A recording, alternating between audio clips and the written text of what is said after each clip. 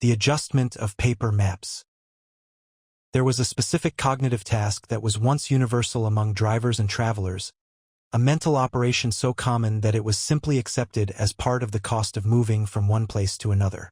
This task is best described as the adjustment of the paper map. It was the process of reconciling the static, two-dimensional representation of the world in your hands with the fluid, three-dimensional reality moving past your windshield. Before the advent of global positioning systems and digital navigation, this adjustment was a skill required of anyone venturing beyond their familiar neighborhood. The scene was a familiar one in automobiles across America and the world. A driver would be behind the wheel, focused on the road ahead, while a passenger, often designated as the navigator, would hold a large, folded map. These maps were intricate documents, printed on thin paper that was difficult to fold back into its original shape. They were filled with a dense network of lines representing roads and highways, small text indicating town names, and a bewildering array of symbols for parks, airports, and points of interest. The map was a repository of geographical truth, but it was a truth that required constant interpretation. The problem of adjustment would typically arise after a missed turn. Perhaps the driver was distracted, or the road signage was unclear. Whatever the cause, the vehicle would suddenly be traveling on a road that was not the one traced earlier with a finger on the map. At that moment, the navigator faced a specific challenge. They had to find the vehicle's new location on the paper. This was not a simple matter of looking at a screen and seeing a dot. It was a process of triangulation using external clues. The navigator would glance out the window, searching for a landmark. Was there a particular water tower in the distance? A specific intersection with a recognizable gas station? The name of a cross street just passed? Each of these clues had to be located on the map.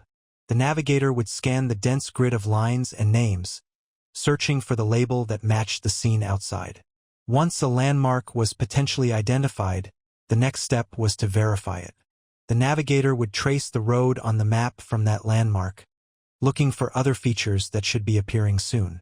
If the map showed a river crossing 2 miles ahead, and the road outside was indeed approaching a bridge, then confidence in the new location grew. This entire process was a quiet, intense mental exercise. It required spatial reasoning, pattern matching, and a degree of faith in the accuracy of the printed document.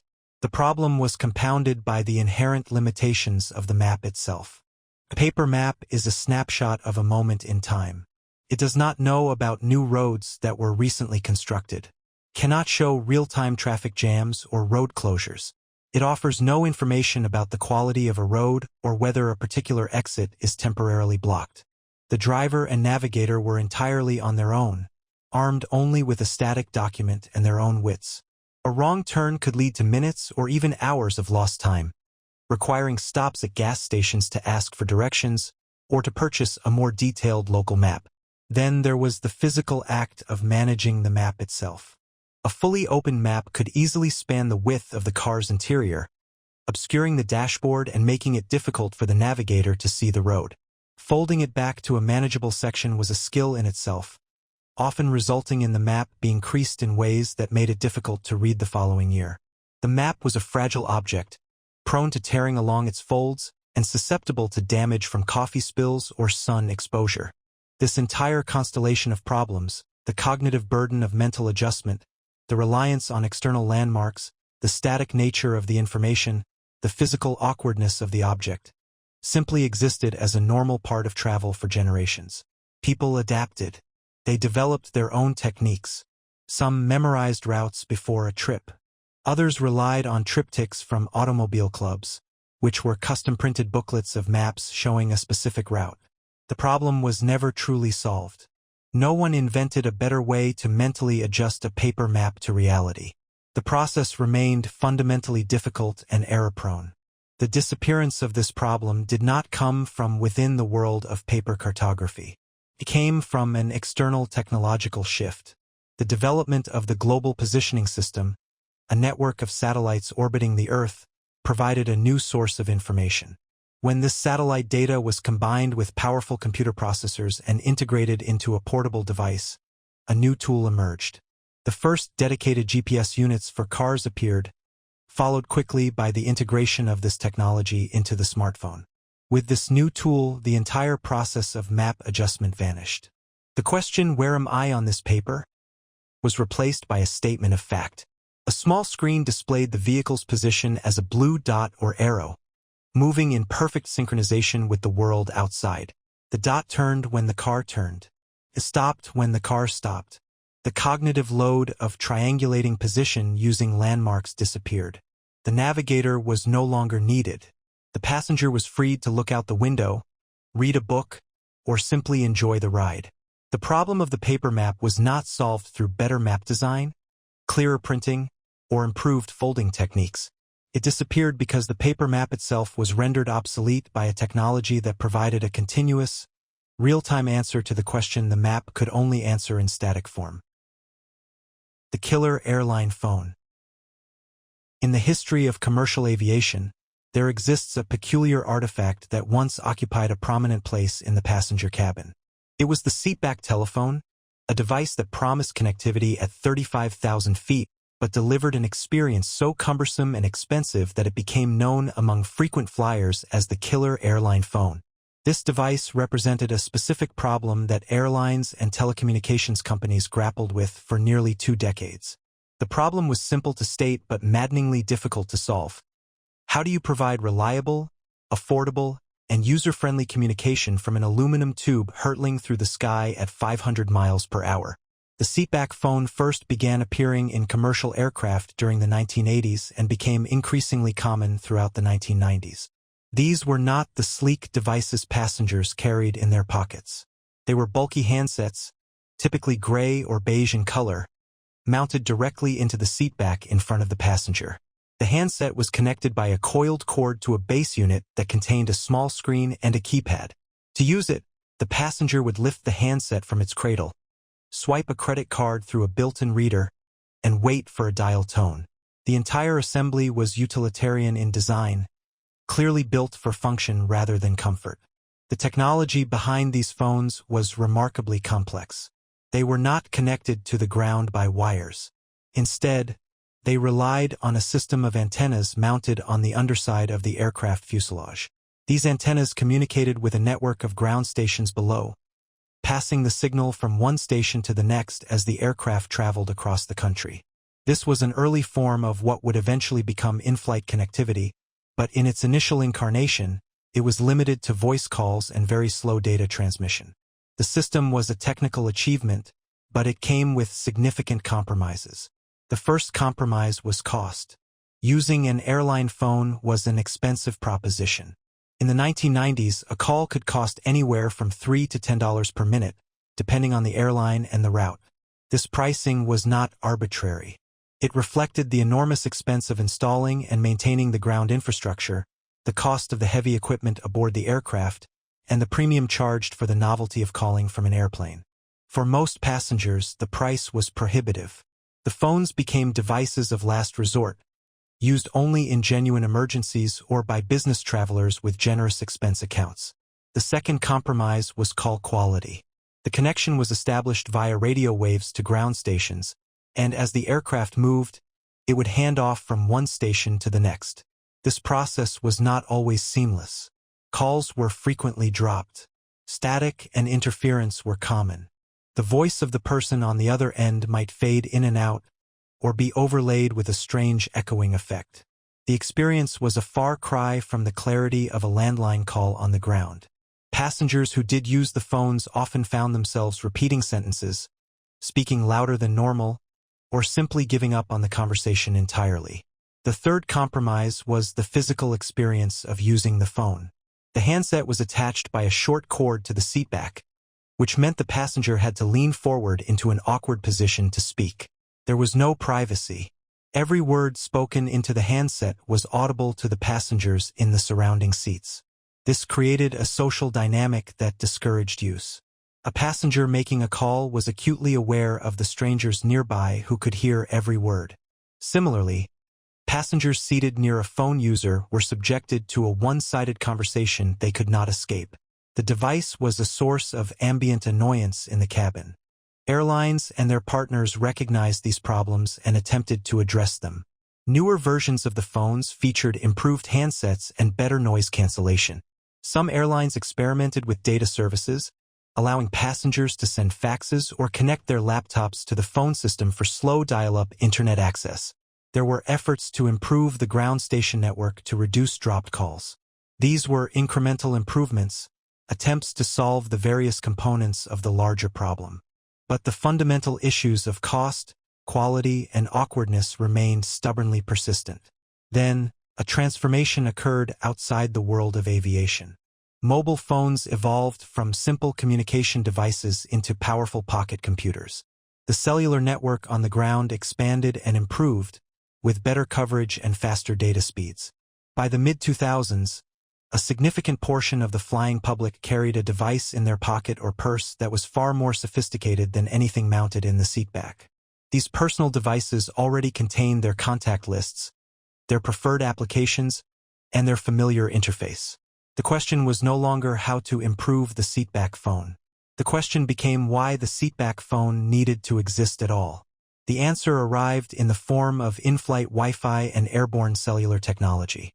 Airlines began installing systems that allowed passengers to use their own devices during flight. These systems connected to satellites or ground-based towers, creating a bubble of connectivity within the aircraft. A passenger could simply turn on their phone, connect to the network, and use their own messaging applications or make calls over Wi-Fi. The experience was seamless. It used the device the passenger already knew and preferred. The calls, when made, were conducted through headphones or quietly to the device itself. The seatback phone did not survive this transition. It was not replaced by a better version of itself. It was simply removed.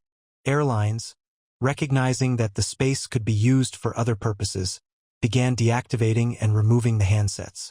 The compartments that once housed the phones were repurposed for power outlets, USB ports, or entertainment screens. The problem of providing affordable, high-quality, user-friendly communication from an airplane was not solved through incremental improvement of the existing system. It disappeared when a new paradigm arrived. Passengers brought their own solution with them, and the infrastructure adapted to serve that solution, rendering the dedicated seatback phone a forgotten relic of an earlier age of air travel. The phenomenon of dead zones. There was a time when a mobile phone conversation was a fragile thing, susceptible to forces that were invisible and unpredictable. A person could be walking down a city street, engaged in an important call, when suddenly the voice on the other end would begin to fragment. Words would be lost. The connection would become a cascade of static and silence. Then, without warning, the call would simply cease to exist. The screen would display a single word, searching. The person had just entered a dead zone. The phenomenon of the dead zone was a defining characteristic of the early mobile phone era. These were geographic areas where cellular signal was weak or entirely absent. They existed everywhere. In the basements of buildings, the signal would vanish. In rural areas far from cell towers, the phone would become a useless brick. In the elevators of skyscrapers, conversations would be cut off mid-sentence as the metal box descended into a radio shadow. Even in dense urban environments, there could be pockets of dead space behind thick concrete walls or in the dips between hills. The cellular network was not a seamless blanket covering the earth. It was a patchwork of coverage areas with gaps between them. The problem of dead zones was a source of constant frustration. It disrupted business deals, interrupted conversations with loved ones, and created a persistent uncertainty in communication. A person could never be entirely sure that a call would last until its natural conclusion. This uncertainty changed behavior. People learned to avoid making important calls from certain locations. They would stand by windows, hoping the glass would allow a better connection. They would step outside buildings, braving the weather to complete a conversation. They would ask the person on the other end to wait while they moved to a different spot, walking slowly with phone held aloft, searching for the elusive bars of signal strength. The telecommunications companies were acutely aware of this problem. The dead zone was their failure made manifest. It represented a gap in their infrastructure, a place where their service did not perform as advertised. They invested enormous resources in attempting to solve this problem. They built more towers, carefully siting them to fill the gaps in coverage. They developed new antenna technologies that could reach farther and penetrate obstacles more effectively. They created small repeaters and femtocells, devices that could be placed inside homes and businesses to boost the local signal. These were direct assaults on the dead zone, attempts to extend the reach of the cellular network into every corner of the inhabited world. But the dead zone was a stubborn adversary. The physics of radio waves imposed limits that could not be overcome by engineering alone. Signals at certain frequencies do not penetrate concrete and steel effectively. The curvature of the Earth creates shadows that towers cannot reach. Terrain features like mountains and deep valleys block and deflect signals in complex ways. No matter how many towers were built, there remained places where the signal simply could not go. The problem could be reduced and mitigated, but it could not be entirely solved through the traditional approach of building more infrastructure. Then a fundamental shift occurred in the nature of mobile communication. The smartphone emerged, and with it, a new ecosystem of applications. These applications, particularly messaging services like WhatsApp, iMessage, and later FaceTime and Skype, introduced a different model of connectivity. They did not rely exclusively on the cellular voice network. They were designed to work over any available data connection. If cellular data was weak or absent, these applications would wait. They would try again. They would hold the message until a connection was reestablished, then deliver it silently without the user ever knowing there had been an interruption. This shift changed the relationship between the user and the network. A voice call on the traditional cellular network was a real-time stream. It required a continuous, stable connection. If the connection broke, the call broke. A message sent through a modern application was different. It was a packet of data. Could be sent when the connection was good. Could wait when the connection was bad. It could be reassembled on the other end when the connection returned. The real-time nature of the conversation was preserved through a different mechanism. The voice call became just another data stream, one that could adapt to the vagaries of the network. The dead zone did not disappear in a physical sense. There are still places where cellular signal does not reach. There are still basements and tunnels and remote valleys where the bars on the phone screen drop to zero. But the phenomenon of the dead zone as a problem for communication has largely vanished. When a person enters a zone of no signal today, their device continues to function. Queues messages. It stores updates. It waits patiently for the moment when signal returns, and then it synchronizes everything in a burst of activity. The person on the other end of a conversation may hear a slight delay or a momentary glitch, but the call rarely drops in the catastrophic way it once did. The technology that defeated the dead zone was not better towers or more powerful antennas, though those things helped. It was a change in the fundamental architecture of communication. The network became smarter. The devices became more capable. The applications became more resilient. The problem of the dead zone was not solved by filling every last gap in cellular coverage. It was solved by building systems that did not require a continuous, perfect connection to function. The dead zone still exists as a physical reality, but it no longer exists as a meaningful interruption to human communication. The problem disappeared before it was solved, rendered obsolete by a shift in how we think about staying connected. The search for a payphone. There was a specific anxiety that accompanied life before the universal ownership of mobile phones. It was the anxiety of being away from home or the office with a need to communicate and no means of doing so. This anxiety had a physical manifestation in the search for a payphone. The payphone was the public utility of communication, a device owned by the telephone company and placed on street corners, in lobbies, in gas stations, and in airports. It was the solution to the problem of being away from a telephone, but using it created its own set of problems that defined the experience of public communication for generations. The search for a payphone typically began with a specific need. A person was running late and needed to inform someone of their delay. A traveler had arrived in an unfamiliar city and needed to arrange transportation. A child was finished with an activity and needed to call for a ride home. In each case, the person would look around, scanning the environment for the familiar signs of a public telephone. Sometimes the phone was easy to find, mounted prominently on a wall or standing in a glass enclosure on the sidewalk. Other times, the search required asking strangers, entering businesses, or walking several blocks in the hope of finding a working device. When a payphone was located, a new set of problems immediately appeared. The first was the question of payment. Payphones accepted coins, typically quarters, dimes, and nickels. The user needed to have the correct change on hand. This meant that people often carried coins specifically for this purpose, or they would need to break a bill at a nearby store before they could make the call. The cost of a local call was relatively small, usually 25 or 50 cents, but the requirement for exact change meant that the simple act of calling could become a small logistical operation. For long-distance calls, the situation was more complicated.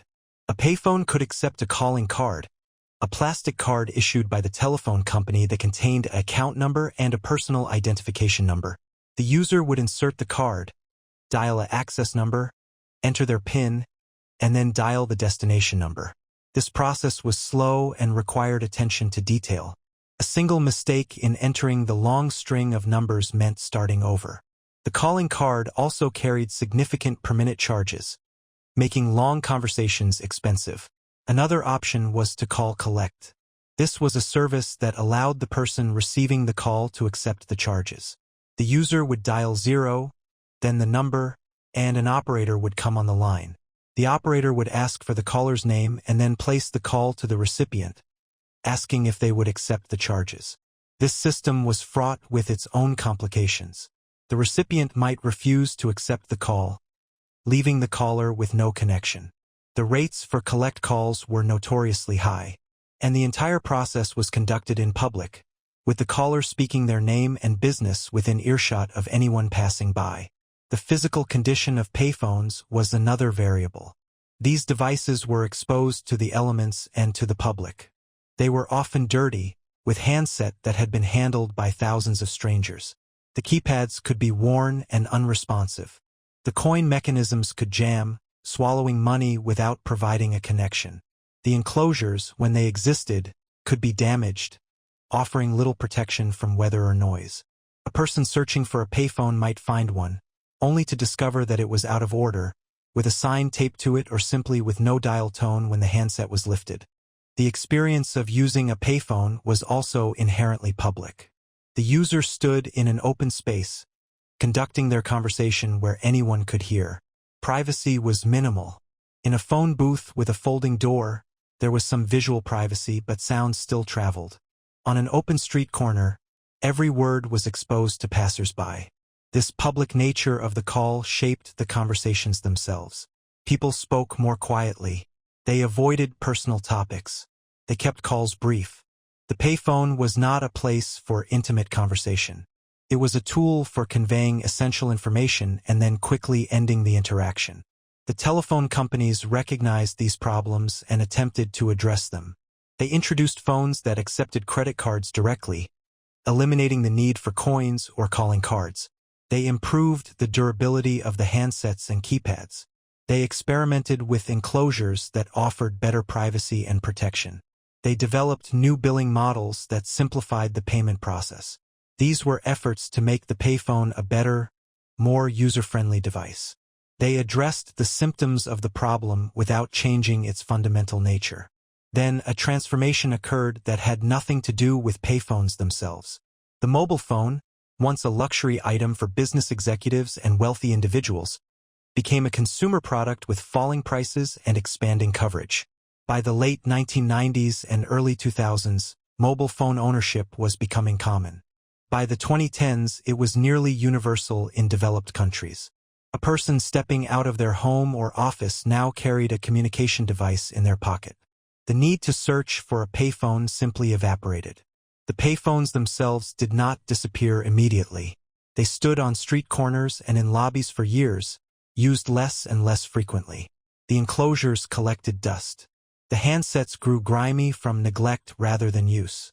Telephone companies, faced with declining revenue from public phones, began removing them. Cities, once required by regulation to maintain a certain number of payphones, relaxed these requirements. The glass and metal structures that had once been essential infrastructure became relics, removed or repurposed as public art or charging stations for the very devices that had replaced them. The problem of searching for a payphone was not solved by making payphones better. It was not solved by creating a more convenient payment system or building more comfortable enclosures. It disappeared because the underlying need for a public, shared communication device vanished. When everyone carried a personal phone, the search for a public phone ceased to be a necessary part of life. The problem was not solved. It was simply rendered irrelevant by the presence of a superior alternative in every pocket. The mystery of Flight 19. On the afternoon of December 5, 1945, 5 TBM Avenger torpedo bombers took off from Naval Air Station Fort Lauderdale, Florida. The aircraft, designated Flight 19, departed at 1,410 hours on a routine navigation training exercise. The flight consisted of 14 men, an instructor and 13 student pilots and air crewmen. They were scheduled to fly a triangular route over the Atlantic, conduct practice bombing runs at a known location, and return to base approximately 3 hours later. It was a standard mission, the kind that had been flown hundreds of times before without incident. The instructor leading the flight was Lieutenant Charles Carroll Taylor. He was a combat veteran with over 2,500 hours of flying time, most of it in the Avenger aircraft. His students, however, were inexperienced. They had approximately 300 hours of total flying time, with only about 60 hours in the Avenger itself. This was Taylor's first time leading this particular navigation problem. Before takeoff, he had approached the duty officer and asked to be relieved of the assignment, requesting another instructor to take his place. The request was denied. No other instructor was available. Taylor took off with his students as scheduled. The first hour of the mission proceeded normally. Radio communications indicated that the flight reached the practice bombing area and conducted its exercises. Around 1540, however, the first sign of trouble emerged. A flight instructor at Fort Lauderdale overheard a transmission on the training frequency. A voice was asking another pilot what his compass read. The reply came back, "I don't know where we are. We must have got lost after that last turn." The instructor immediately called out, identifying himself and offering assistance. After a moment, Taylor came on the radio. His transmission revealed the critical error that would determine the fate of his flight. Taylor reported that both of his compasses were out and that he was trying to find Fort Lauderdale. He stated that he was over land but that it was broken, and he believed he was in the Florida Keys, the chain of islands extending southwest from the southern tip of Florida. This was incorrect. Taylor was actually over the Bahamas, east of Florida. When he thought he was flying north over the Gulf of Mexico, he was in fact flying northeast over the Atlantic, taking his flight farther from land with every passing minute. The instructor on the ground advised Taylor to put the sun on his port wing and fly north, a standard procedure for lost aviators that would bring him to the Florida coast. But Taylor, convinced he was in the Keys, continued heading in what he believed was the correct direction. As the afternoon wore on, the situation deteriorated. Ground stations attempted to get a radio fix on the flight's position, but Taylor refused to switch frequencies, concerned that changing channels would cause him to lose contact with the other aircraft. This decision, made from a desire to keep his flight together, prevented the base from triangulating his location. Within the flight itself, confusion and disagreement grew. At one point, Taylor ordered a course change to 090 degrees, heading east directly away from Florida. Other pilots were heard protesting, arguing that they should fly west to reach land. But military discipline prevailed, and the students followed their leader. Taylor, now hopelessly lost and possibly disoriented by the failure of his compasses and the absence of a cockpit clock to track elapsed time, continued leading the flight out to sea. The weather, which had been favorable earlier, was worsening. Winds increased, seas built, and darkness approached. The last intelligible transmission from Flight 19 was received around nightfall. Taylor's voice sounded strained, his words becoming less coherent. Then there was only silence. The aircraft, their fuel exhausted after more than 5 hours of flight, had ditched somewhere in the dark, stormy Atlantic. The rough seas and the location far offshore, where water depths plunged to thousands of feet, ensured that no wreckage would ever be found. The search began immediately. A PBM Mariner flying boat, carrying rescue equipment and a crew of 13, launched to locate Flight 19.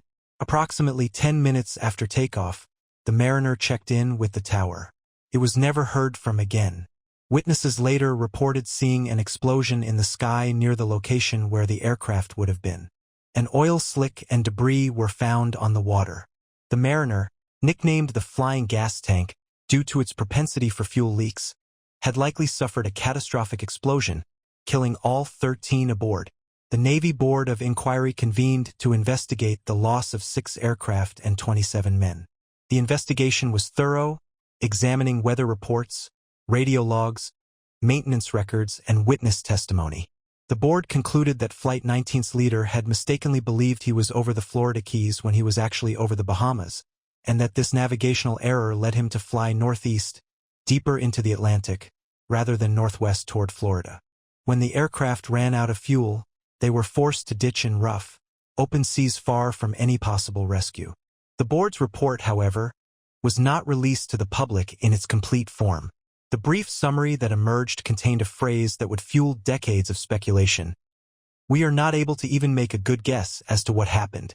This apparent admission of complete bewilderment, stripped of the context provided by the full investigation, became the foundation for one of the 20th century's most enduring legends. Over the following decades, the mystery of Flight 19 grew. It became the central element of the Bermuda Triangle legend, that vaguely defined stretch of ocean where ships and aircraft have purportedly vanished with strange regularity.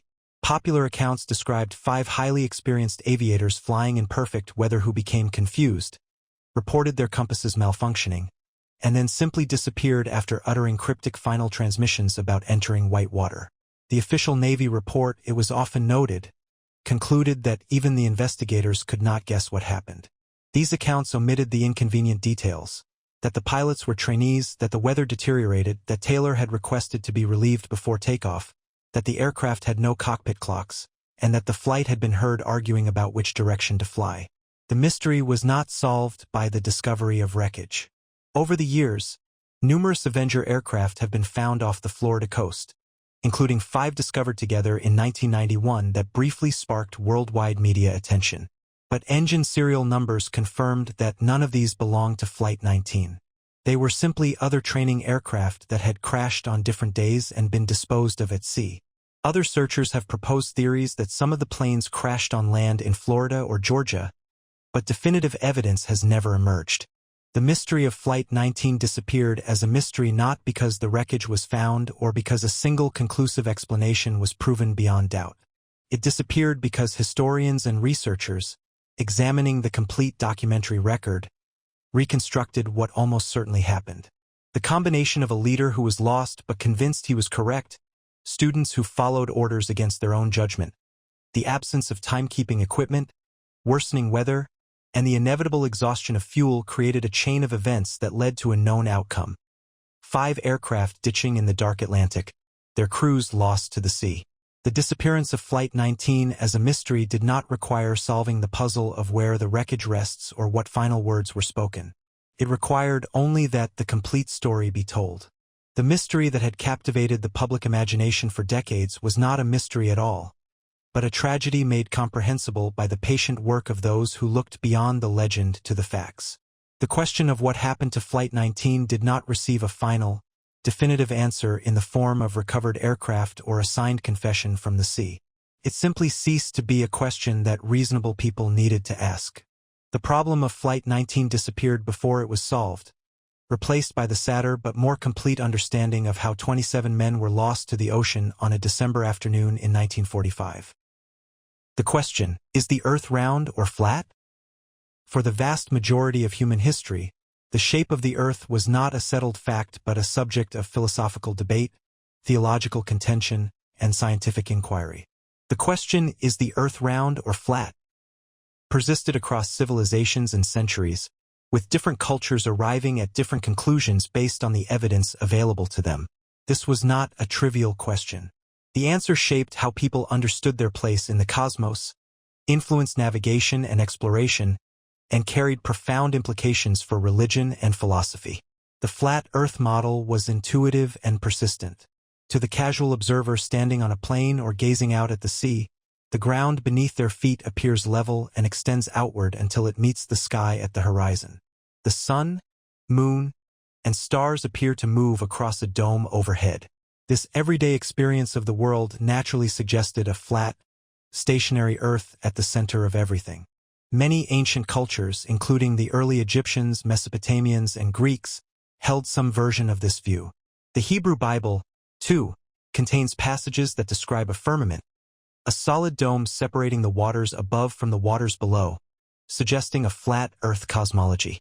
Yet even in antiquity, evidence began accumulating that challenged this intuitive model. Greek philosophers in the 6th century BCE observed that ships disappearing over the horizon did not simply shrink until they vanished. Instead, the hull disappeared first, followed by the sails, as if the vessel were descending a gradual curve. This suggested a spherical Earth, where the curvature of the surface would hide the lower portions of a distant object before the upper portions. Sailors and coastal dwellers had likely noticed this phenomenon for millennia, but the Greeks were among the first to articulate its meaning. Further evidence came from celestial observations. Travelers moving north or south noticed that the position of stars in the night sky changed. Stars visible in Egypt, for example, could not be seen in Greece and vice versa. This was difficult to explain with a flat Earth but perfectly consistent with a sphere, where changing latitude changes the angle of view to the heavens. The Greeks also observed that during a lunar eclipse, the shadow cast by the Earth on the moon was always curved, regardless of the Earth's orientation. Only a sphere casts a circular shadow in every orientation.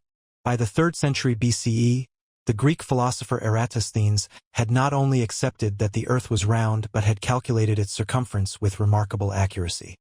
He knew that at noon on the summer solstice in Syene, Egypt, the sun shone directly down a deep well, indicating it was exactly overhead. At the same time in Alexandria, to the north, obelisks cast shadows, indicating the sun was at an angle.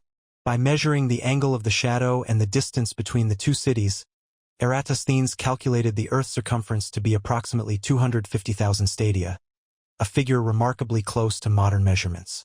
The question of the Earth's shape had effectively been answered scientifically more than 2,000 years ago. Yet the question persisted. During the Middle Ages in Europe, the spherical Earth model was never entirely forgotten. The Church, contrary to popular myth, generally accepted a spherical Earth, and scholars continued to teach and debate its implications. But for the average person, the question was largely academic. Daily life did not require knowing the shape of the planet. Farmers tilled their fields, merchants traded their goods, and travelers journeyed between towns without needing to contemplate the curvature of the Earth. The question existed in the realm of scholars and philosophers, not in the practical world of most people. The age of exploration in the 15th and 16th centuries brought new relevance to the question.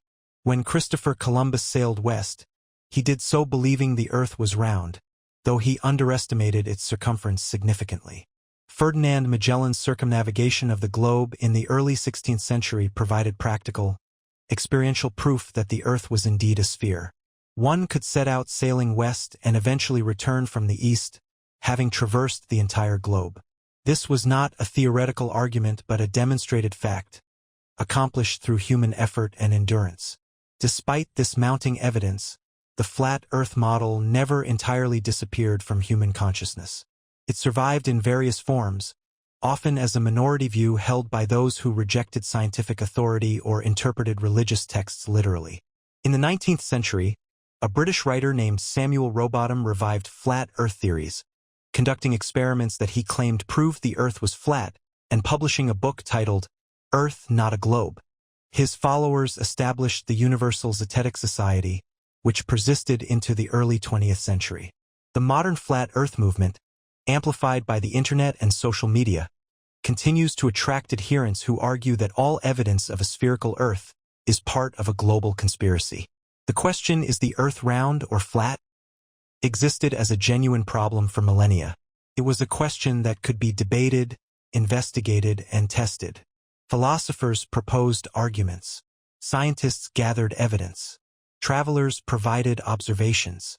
The question was meaningful because the answer was not immediately obvious to everyone.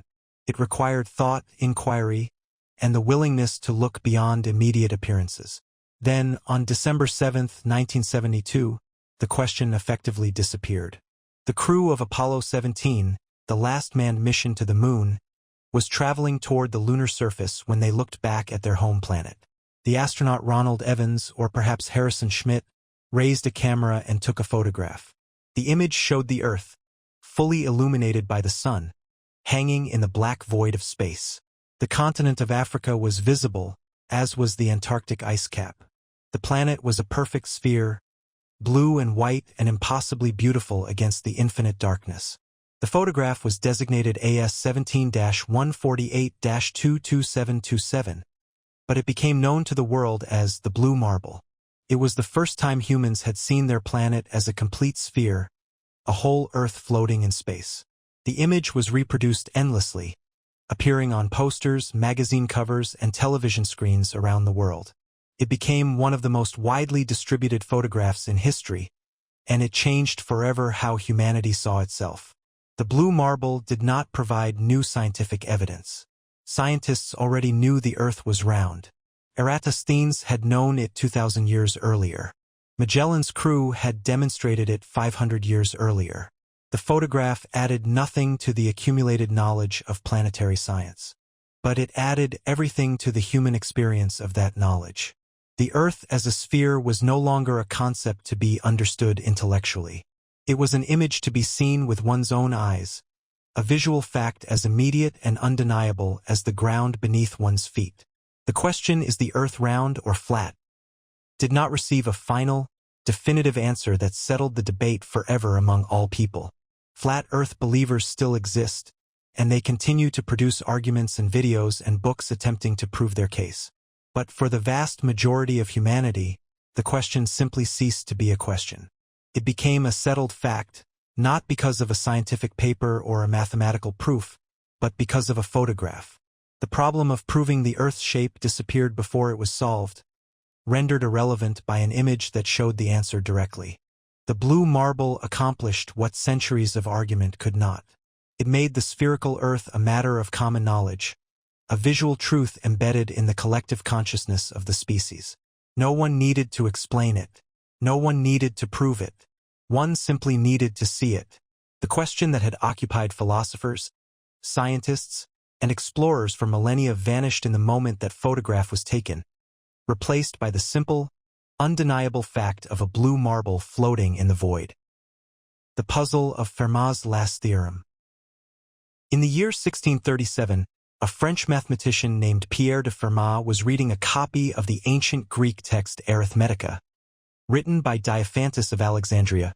This was a scholarly work on number theory, filled with problems and solutions that had occupied mathematicians for centuries.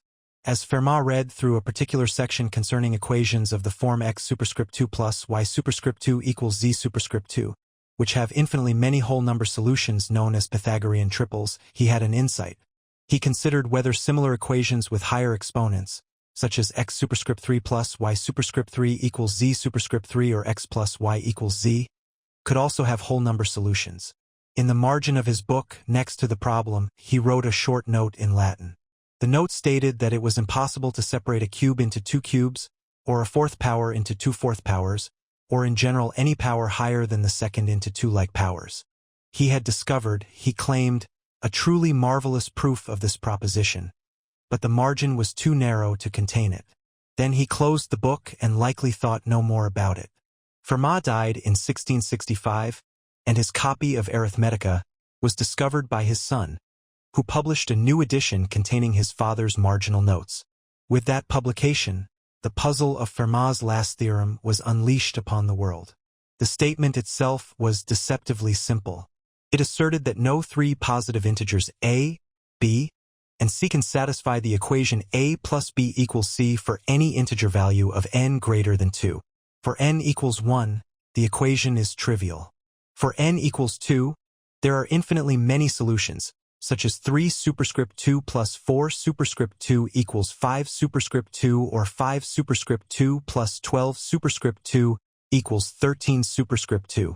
But for n equals 3 or higher, Fermat claimed, there were none. This was a problem that could be understood by anyone with a basic knowledge of arithmetic, yet it would resist all attempts at solution for more than 3 centuries. The first mathematicians to take up the challenge quickly discovered that proving this simple statement was anything but simple. The problem was that Fermat had left no trace of his supposed proof, and subsequent generations could only guess at what he might have had in mind.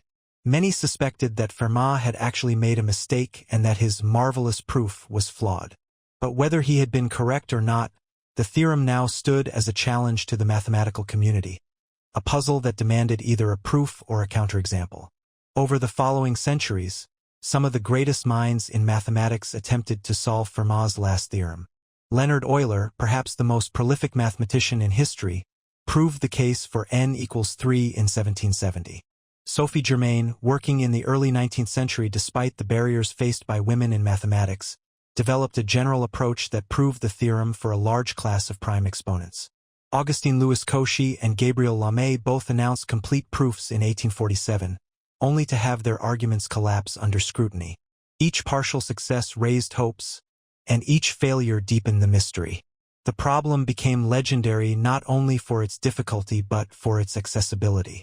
Amateur mathematicians, armed with nothing more than pencil and paper, regularly announced proofs that were quickly shown to contain elementary errors. Professional mathematicians devoted years of their lives to the pursuit, sometimes to the detriment of their careers. The theorem acquired a kind of fame that extended beyond the mathematical community, appearing in popular books and becoming a symbol of the limits of human knowledge.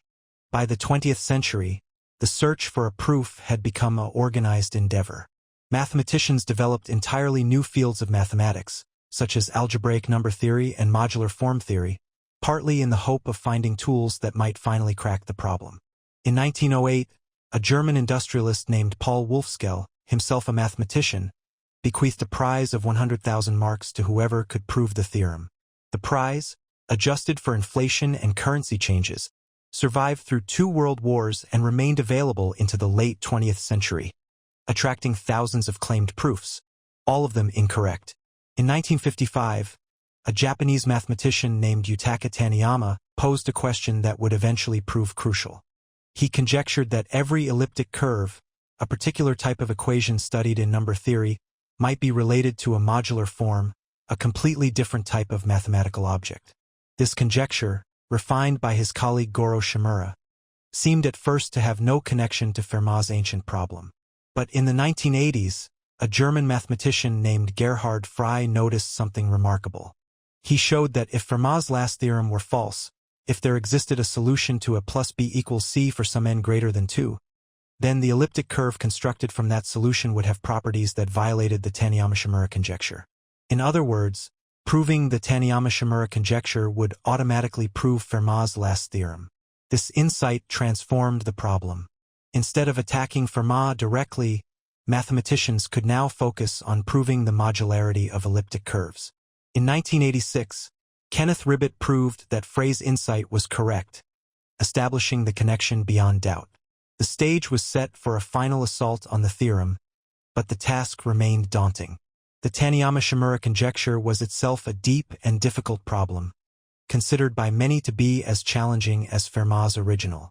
In 1963, a 10-year-old boy named Andrew Wiles had discovered Fermat's last theorem in a library book and decided then and there that he would one day prove it.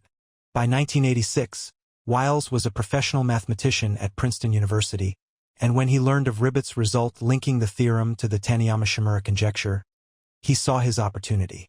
He withdrew from most of his professional activities and began a secret, solitary assault on the problem that would consume the next 7 years of his life. Wiles worked in isolation, telling almost no one what he was doing. He gave occasional lectures on unrelated topics to maintain appearances, but his real work was conducted behind closed doors, in his attic study, with only his wife knowing the true nature of his obsession. He built his proof piece by piece, drawing on the work of generations of mathematicians who had come before him. He used modular forms, elliptic curves, Galois representations, and the latest developments in number theory. He constructed an argument of breathtaking complexity, spanning hundreds of pages and introducing entirely new mathematical techniques. In June 1993, Wiles felt ready. He traveled to Cambridge, England, and delivered a series of 3 lectures at the Isaac Newton Institute. On the final day, June 23rd, he concluded his presentation and, with a slight tremor in his voice, stated that he had proved Fermat's last theorem. The mathematical community erupted in excitement.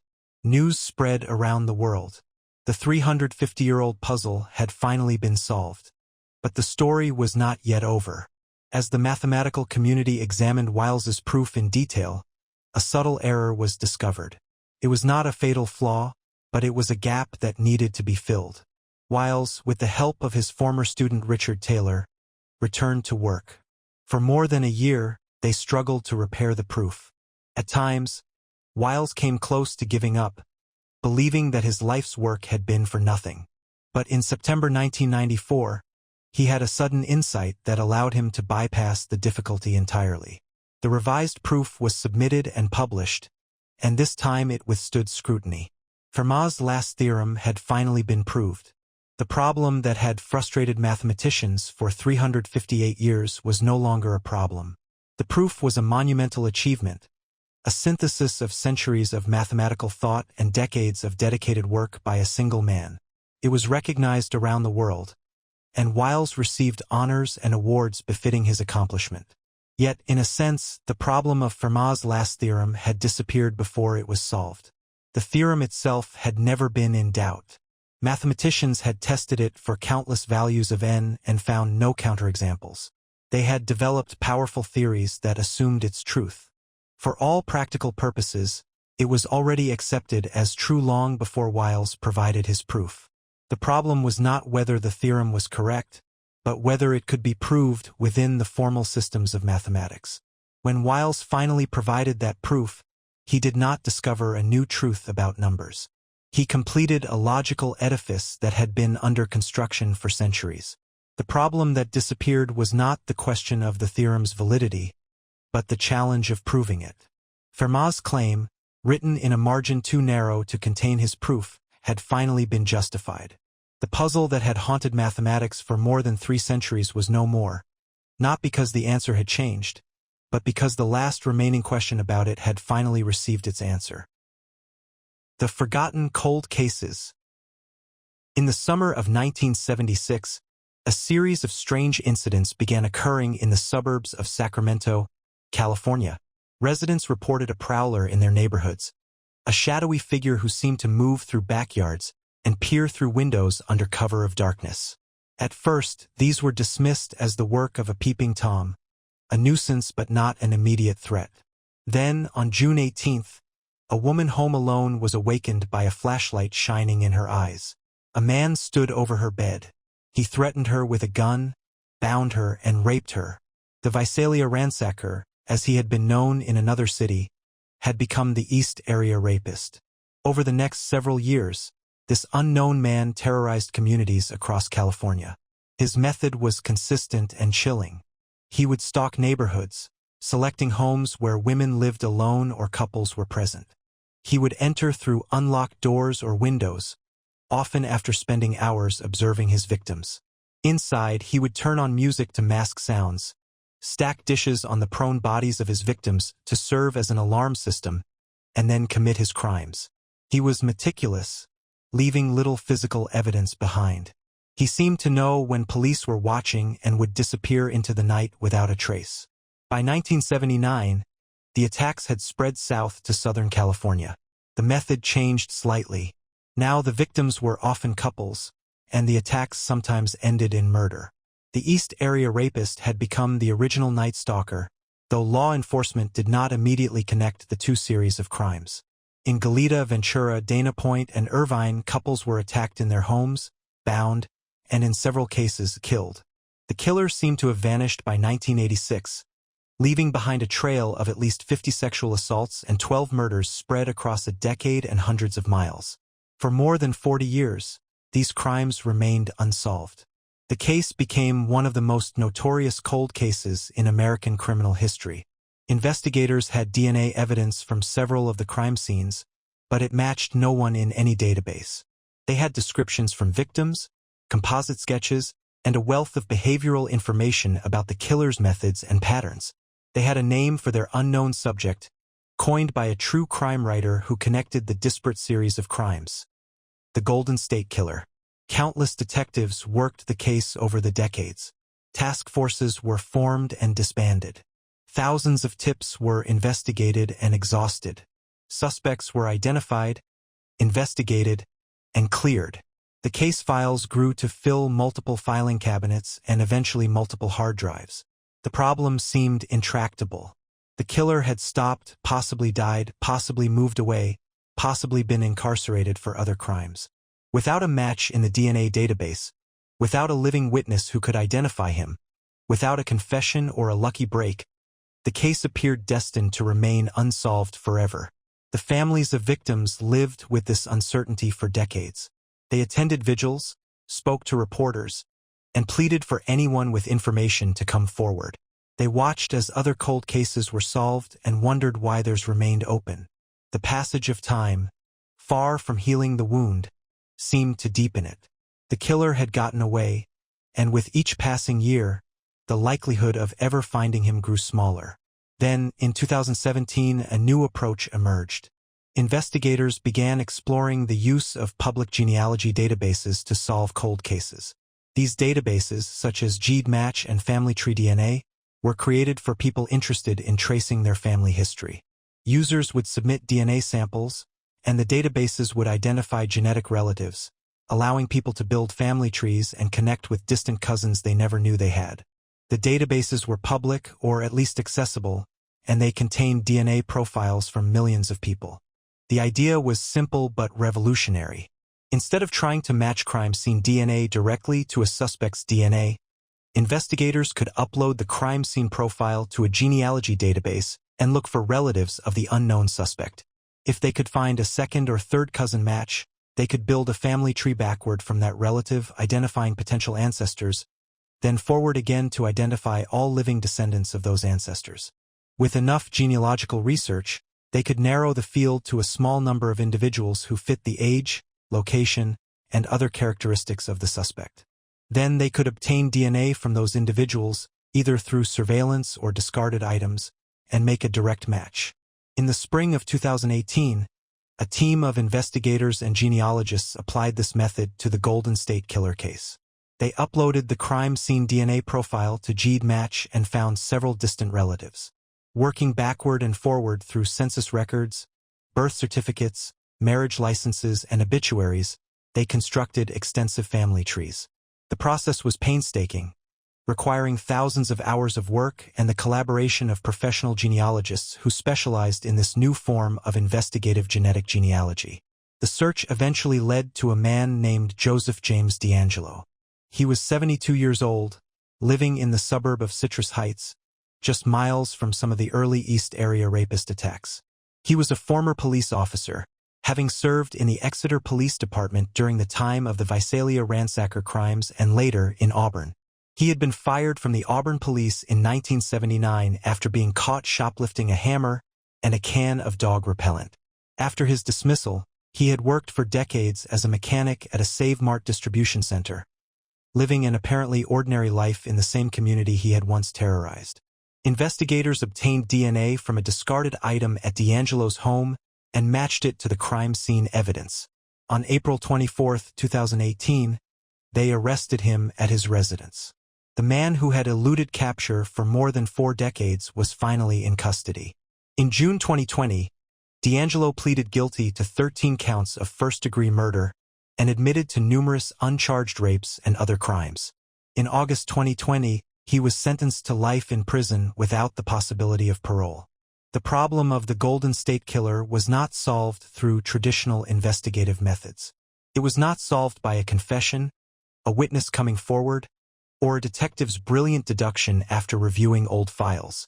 The case had remained cold for decades precisely because those methods had failed. The solution came from outside law enforcement entirely, from the world of amateur genealogy and consumer DNA testing. The technology that had been developed to help people find their distant relatives was repurposed to find a serial predator. In the years since DeAngelo's arrest, Investigative genetic genealogy has been used to solve hundreds of cold cases across the United States. The technique has identified suspects in cases that had gone unsolved for decades, bringing closure to families who had long given up hope. It has also raised ethical questions about privacy and the use of public databases, questions that society is still grappling with. The Golden State Killer case disappeared as a cold case not because investigators finally solved it, but because a new technology made the old methods irrelevant. The problem that had seemed intractable for 40 years was resolved in a matter of months once the new approach was applied. The case was not solved in the way anyone had imagined. It was solved by looking beyond the traditional boundaries of criminal investigation and finding an answer in a completely different domain. The mystery of the Golden State Killer disappeared before it could be solved by conventional means, rendered obsolete by a tool that did not exist when the crimes were committed. The lost crew of the USS Grunion. On the morning of June 30, 1942, the USS Grunion slipped beneath the surface of the Pacific Ocean and began its first war patrol. The Gato-class submarine had been commissioned just 2 months earlier, in April, and now it was heading toward the Aleutian Islands, the remote chain of volcanic islands extending westward from the Alaska Peninsula into the Bering Sea. The Japanese had occupied several of these islands earlier in the month, and the Grunion's mission was to disrupt their supply lines and report on enemy activity. The submarine carried a crew of 70 men, commanded by Lieutenant Commander Mannert L.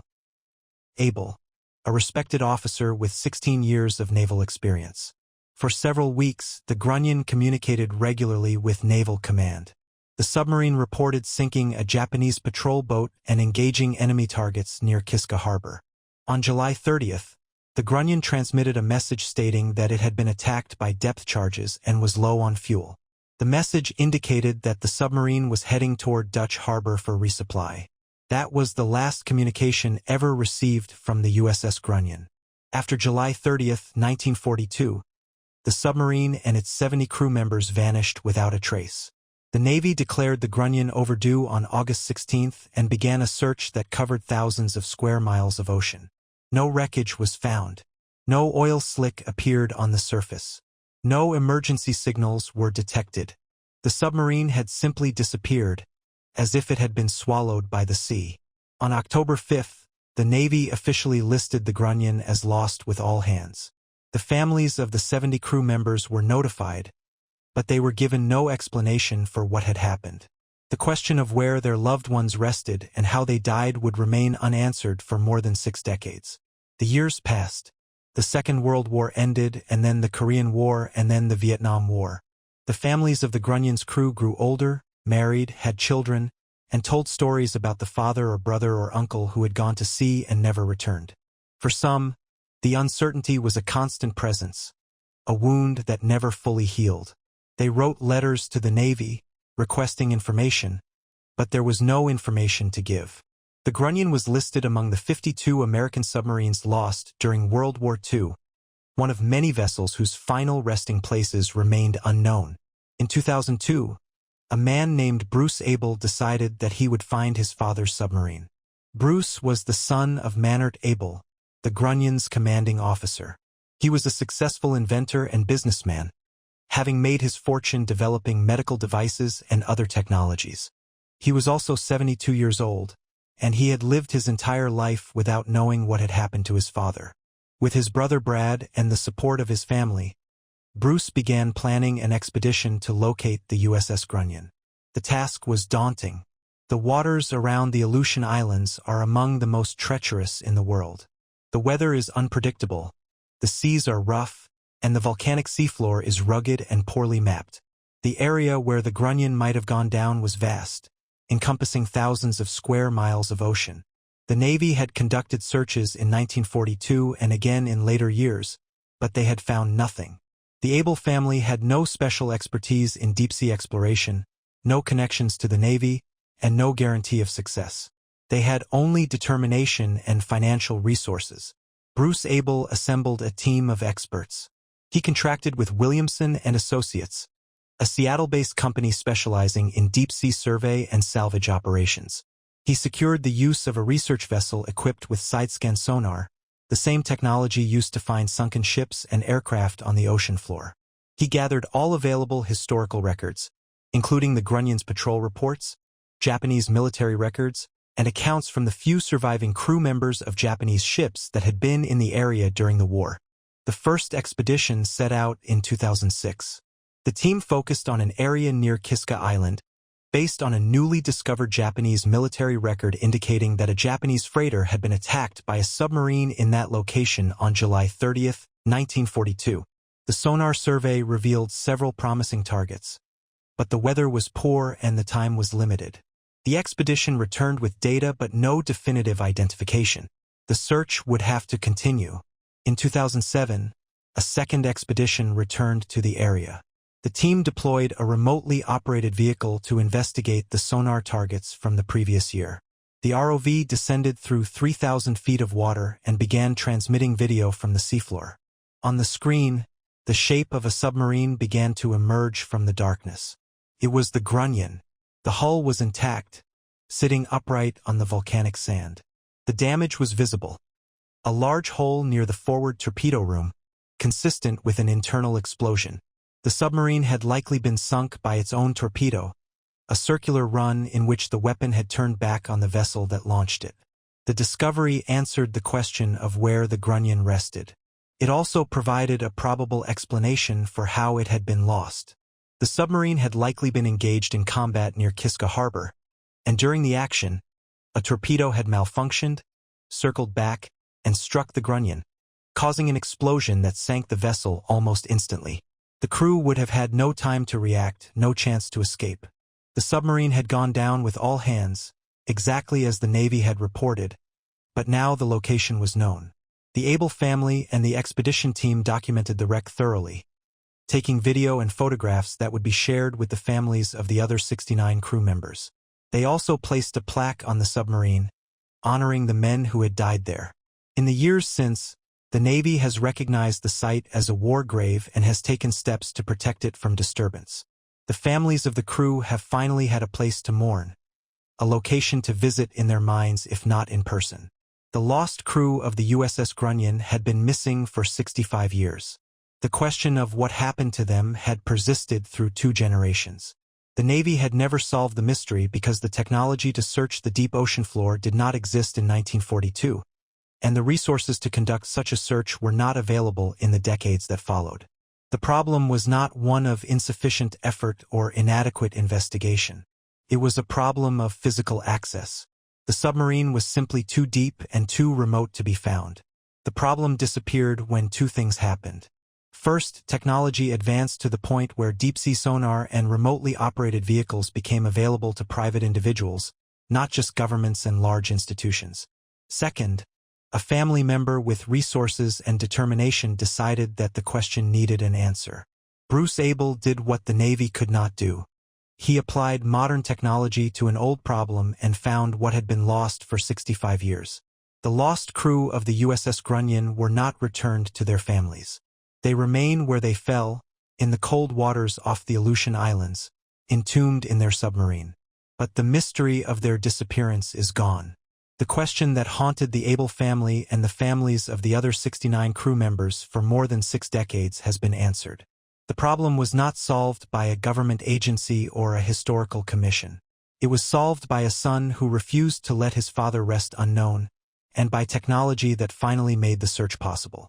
The problem of the lost crew of the USS Grunion disappeared before it could be solved by traditional means, rendered obsolete by a combination of filial devotion and technological progress that together accomplished what half a century of official efforts could not. The annoyance of video buffering. In the early years of the public internet, there was a particular experience that tested the patience of nearly every user who attempted to view video content online. The experience began with a click on a link promising a video clip, perhaps a music video, a movie trailer, or a short comedy sketch. The browser would open, a player would load, and then nothing would happen. A small message would appear on the screen, often accompanied by a thin line or bar that slowly began to fill from left to right. The message said buffering, and it meant that the user would have to wait. The buffering process was a necessary evil in the era of dial-up internet connections. These connections, which used standard telephone lines to transmit data at speeds up to 56 kilobits per second, were simply too slow to stream video in real time. A single second of uncompressed video contained far more data than the connection could deliver in a second. The only way to watch video at all was to download a portion of the file into the computer's memory. Pause the download to play that portion, then download the next portion while the previous one played, and hope that the download could keep pace with the playback. This was buffering, and it was never seamless.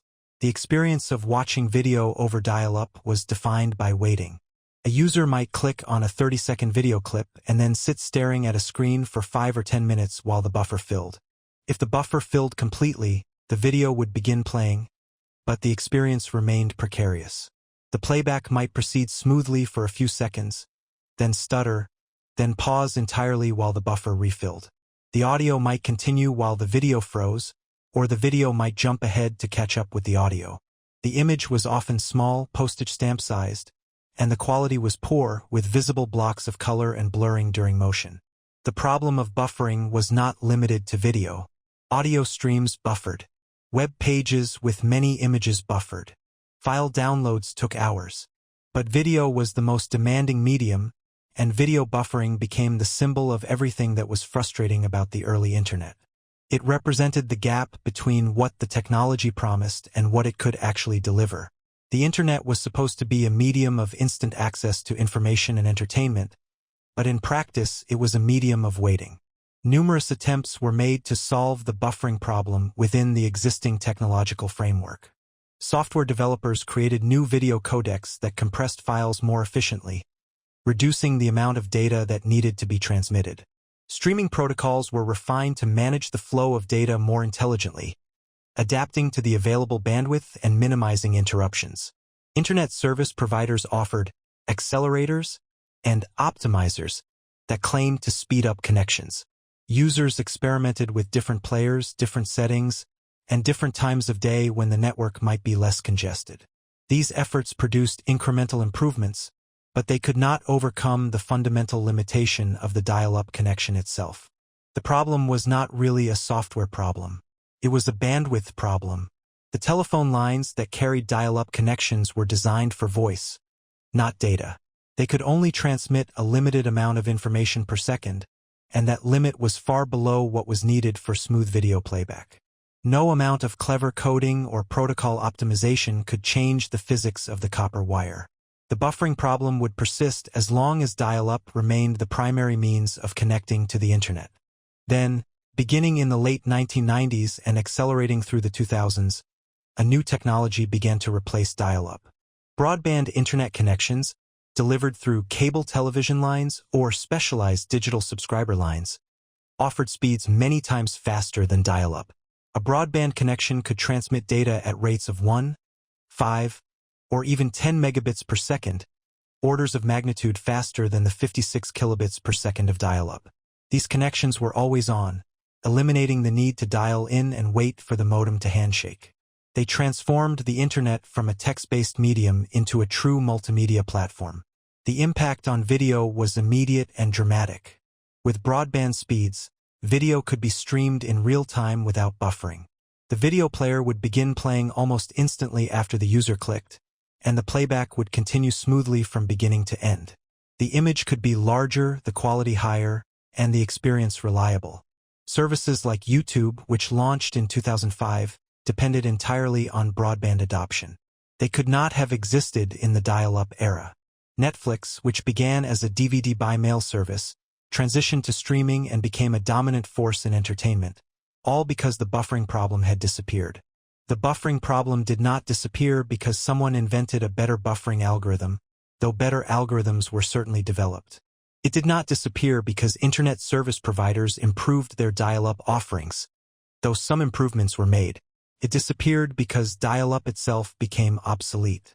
The entire paradigm of connecting to the internet changed. The problem that had frustrated millions of users for years was not solved within the context in which it arose.